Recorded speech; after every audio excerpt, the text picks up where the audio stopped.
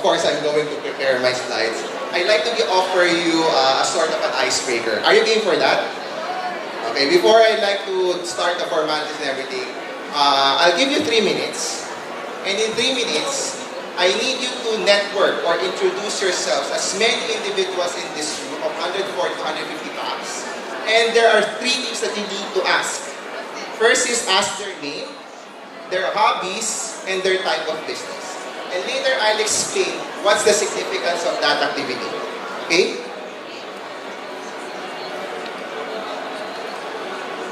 Ready?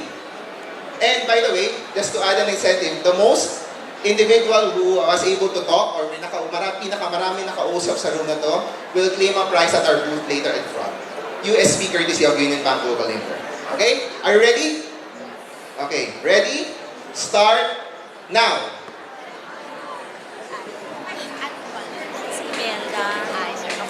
Nag-start pa lang ng business.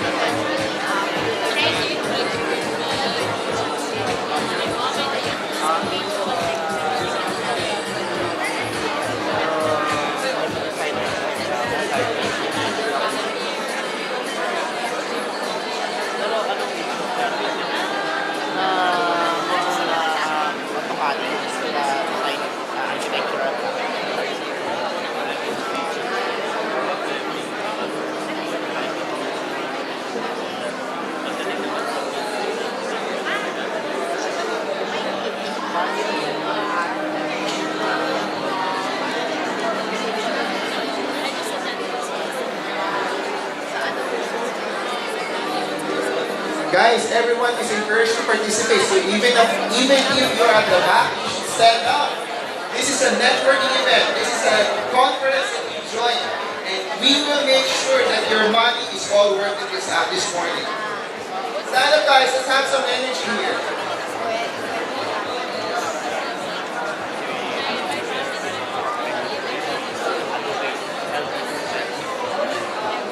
Last 30 seconds.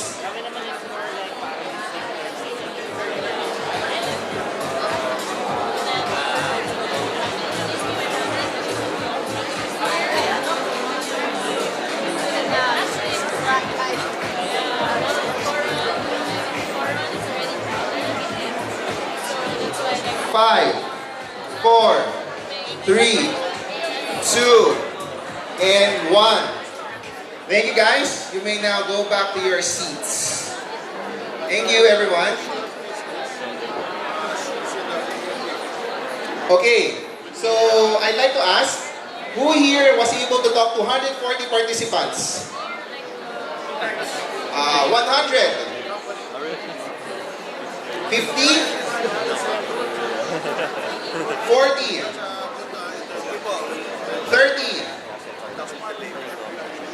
20? 10? 9? 6? 6, si ma'am.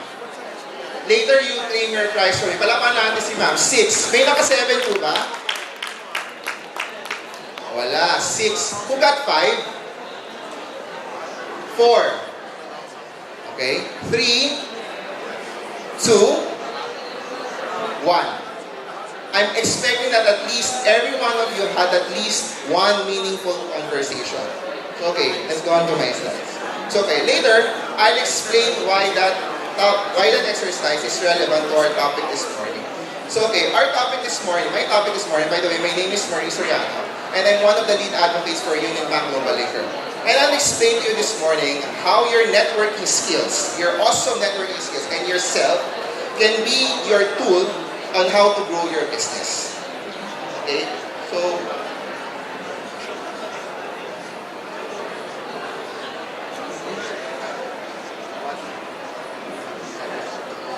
slide. Okay. So, just to give a background, because of your continuous efforts, who here are business owners? Can you please raise your hand? Existing business owners? Are the majority of you here, I would assume, are planning to start your own business, right? Can you raise your hands, please? Please take your time and clap your hand. Pakipalakpakan yung sarili ko because it takes a lot of courage to attend this type of event. Because the reason why I want to emphasize on that, because currently, according to the World Economic Forum, the Philippines has been cited to forecast to grow by 19% by 2050. What does this mean? This means that there is a large opportunity for individuals and business owners to get that part of the pie and that chunk wherein we can earn as much as $3 trillion in that span by 2050. Currently, as mentioned earlier in previous talks that you've heard, 98% of business owners are currently the ones that are sole proprietors, are the individuals running the economic growth of our country. So, next slide please. Next slide please. Okay. So let's talk about two types of individuals. Let's talk about Mang Ben. Mang Ben is currently has 10 years of burger joint business in Pampanga. Okay, in Pampanga, he has this sort of joint in that small city in Angeles. And what he does is he's very conservative in terms of his decisions, in terms of the choices of food. It has to be sure and all of these things. And he is always location centered. Kumbaga, kung masaya na siya, kung nasaan siya nakatayo, kung nasaan yung business niya.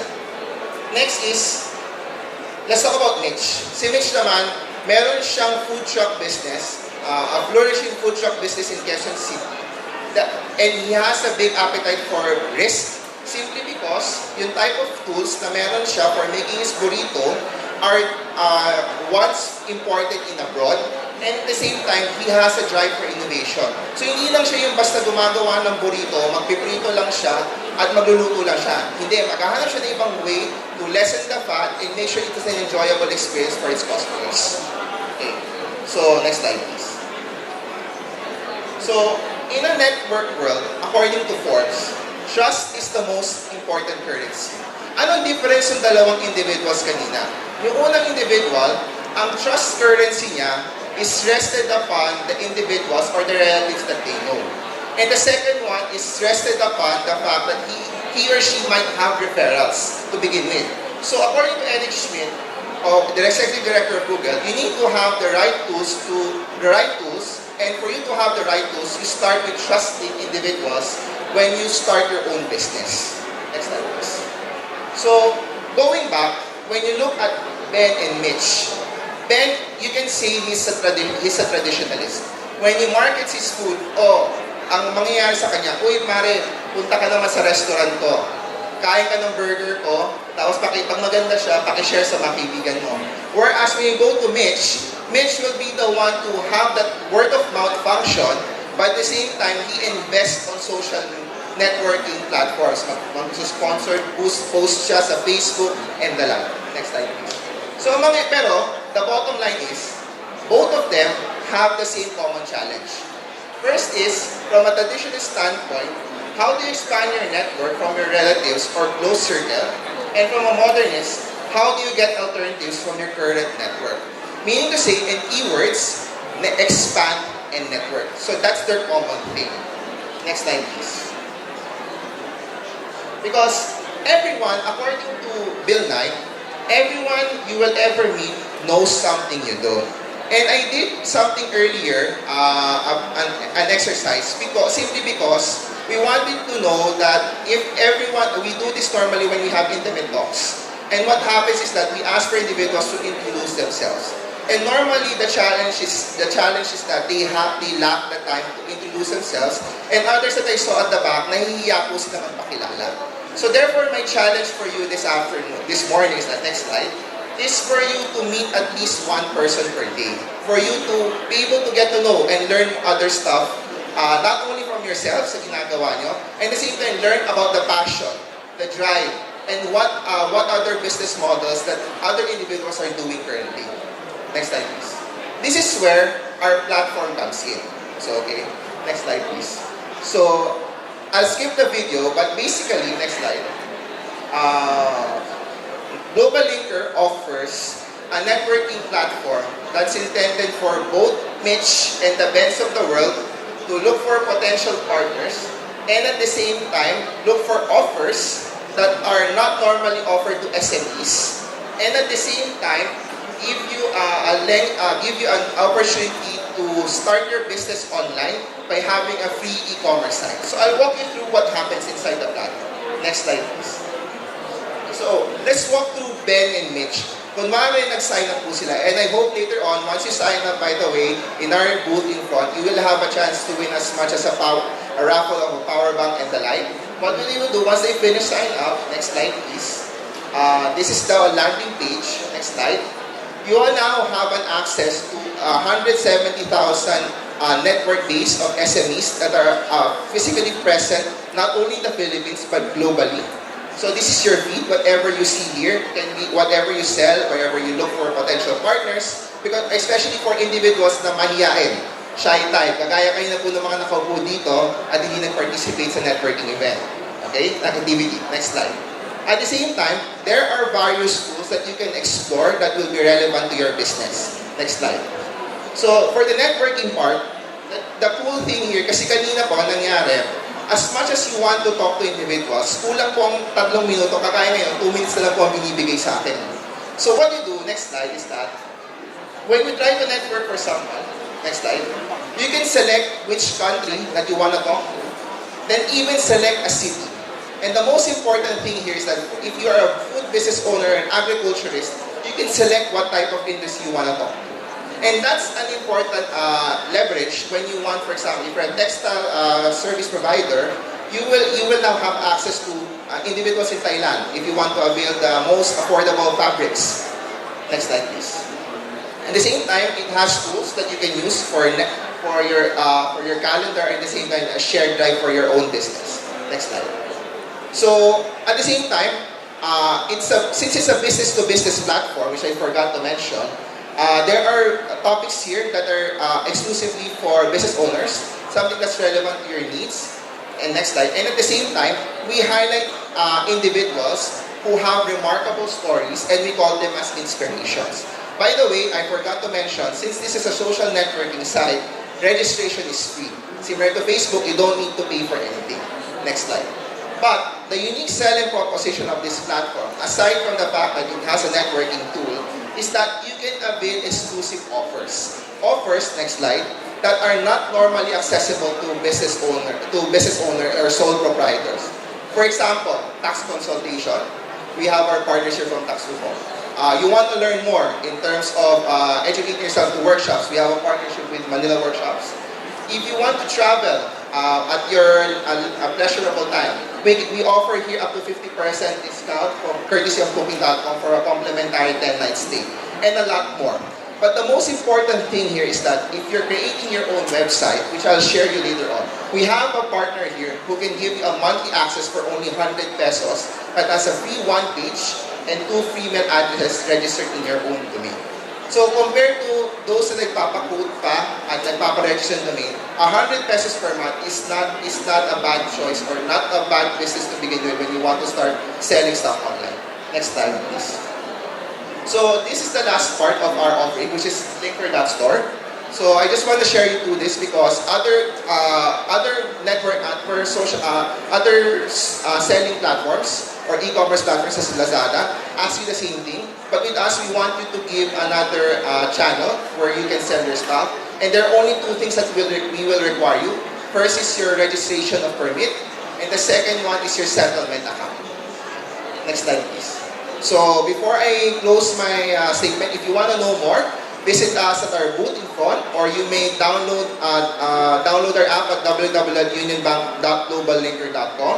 And I would like to leave you this note that I only hope that we never lose sight of one thing, that it all started with a mouse. Because at the end of the day, businesses are made of trust and your quality offerings as an individual. So without those things, even if you expand, but if you forget why the reason you do it, it will not make sense. And that's the reason why UnionBank is here to lend a hand for SMEs here today in this conference and those who are starting their business online. Thank you and good morning to everyone.